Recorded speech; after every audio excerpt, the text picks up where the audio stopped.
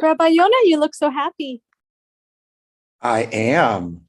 Good morning, everybody. I am very happy. I have two of my amazing kids are back home for the summer from college. So, that's nice. I'm very happy. And one of them is sitting right here live for the class. So, All right. Good morning, everybody. Wherever you're watching or however you're learning with us today, we're in the middle of the ritual hand wash. We're in chapter 40, and we just finished 14. We're going to move on to number 15.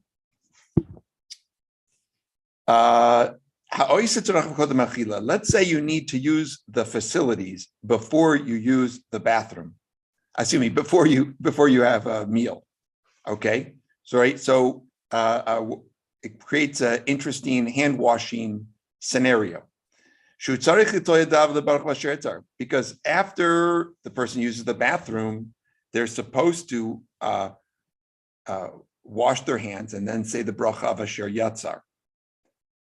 Okay. And then they also need to wash their hands for meal. So yesh b'deh kama sfekas. There are a few halachic doubts regarding blessings upon this washing if you are going to only wash once for both obligations. In other words, can you wash once to do two things or not? Al-kain hanachon, therefore the appropriate procedure according to the Kitzer, we're going to get more into the notes, into some of the pratim. According to the Kitzer, he says, wash your hands first in a way that's not according with the halachas of Netilas Yadayim for a meal. Dehainu, that is, just put a little bit of water onto the cupped hands. Rub your hands with this water. Dry them. And then say Asher Yatzar. And then wash your hands in the proper way that you would for a Suda. So this first approach makes a lot of sense, right? We want to have clean hands when we say the Asher Yatzar bracha, right? So we do a little hand washing, which will suffice for that. And then we're going to do the significant hand washing, which will be sufficient for Netilas Yadayim. If you recall, it's in chapter 4, we do have an obligation to wash our hands after we use the restroom. Now, as an aside, not all of the laws of restroom apply today, just to remind us, as they did in the times of Shulchan Aruch, because our bathrooms are significantly different. There's no, what happens doesn't stay in the bathroom, to put it in a nice way, and we don't have outhouses. Now, if you were to go to an outhouse or you're out camping or some other kind of, pit toilet situation, but anyway, just a reminder of that. And of course, any people are welcome to ask any questions. Now, the obligation for said Asher Yatzar begins immediately upon washing and using the restroom.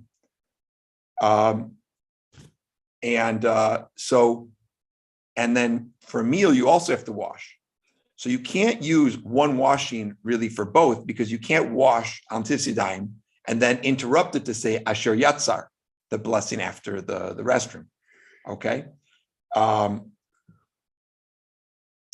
And so this is the best approach, and we're gonna go with that one. Okay, number 16. Mi sheba emsa suda. Let's say you're in the middle of a meal. Not going to go. You touch the place that's usually covered. So that is a whole other area which we discussed also back in chapter 4. This depends on area where people live and so forth, and cleanliness standards and all these things. But the idea being that you come into a situation in the middle of a meal, you have to wash your hands. Because even some, if you scratch your head, But more likely what's going to come is that you're going to use the restroom. You're supposed to wash your hands after you use the restroom. But you're not going to make a bracha on this wash. Even if you relieved yourself, like number 2, and you wash in the middle of the meal, you don't need to recite until Yadayim on this one. Now, according to the Mishnah Berurah,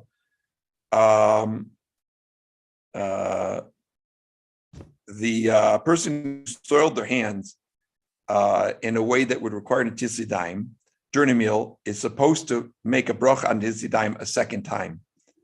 And in those cases, they would say, right, so let's say your hands got really, really filthy, I guess you'd say al Netilat Yadayim and then asher yatzar, after wash your hands. So that would be the order of doing it. Below in chapter 42, we're going to talk about Netilat Yadayim some more, about the meal.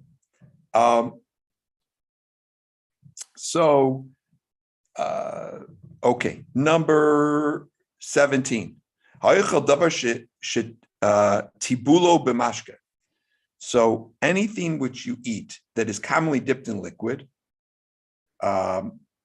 even a fruit, vegetable, or meat, al pi halacha, according to the Shulchan Aruch, or you pour liquid onto the food. Okay. And it's still wet from the liquid from what you poured on it. Even if you're not touching that place that has the liquid, mikol makom, you're supposed to wash your hands before you eat. You don't have to say a bracha on it. You don't say a bracha. Many are lenient in this regard. But a God-fearing person should be stringent on themselves. So there are actually different opinions here. So he said when people were able to avoid tuma caused by eating impurities, you don't have to wash before eating such foods. And in recognition of this opinion, we don't say al Netilat Yadayim if you are going to wash for these foods that are just dipped in liquid, right? Damp vegetables, damp fruit, damp burrito. Oh no, burrito you'd wash for anyway. Okay. However, later authorities hold that Netilat Yadayim is required, like with bread. The Kitzur encourages a God-fearing person to be stringent. And, this is, if a person is, one of the concerns that I have in this area is that a person can become a little OCD in a bad way about the hand washing. But one should also, it also to know the halacha that if one is able to, you have this wet food, so you could wash your hands. We have time for one more. Yud Ches, and of course, if you have any questions, please, type them in, shoot them in the chat.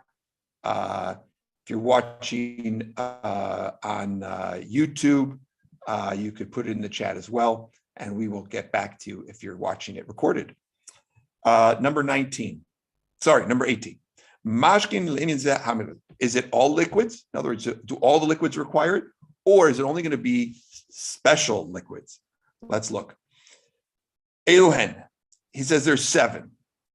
Yain, v'chein chometz miyain, wine or wine vinegar, dvash dvorim, bees honey, which we don't always think about as liquid, but it halachically is liquid. Shemen zayis, olive oil, chalav, milk, ubechal zegam mei chalav, and also this would include like whey, which is formed when you're making cheese, right? It's the byproduct of cheese. Tal, dew.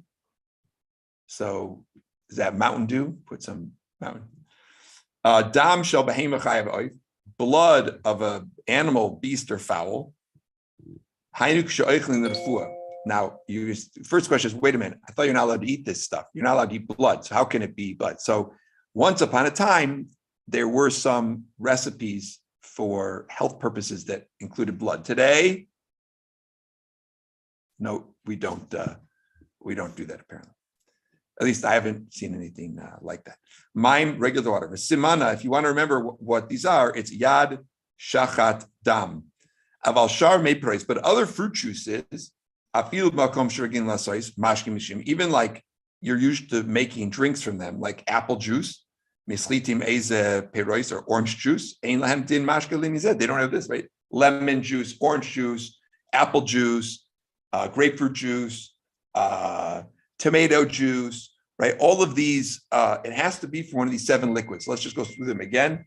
Getting a lot of text. I forgot to do not disturb it. Okay, let's go them again. Regarding this liquid, if you want to be wine, honey, olive oil, milk, dew, blood, and actual just straight up water. Okay.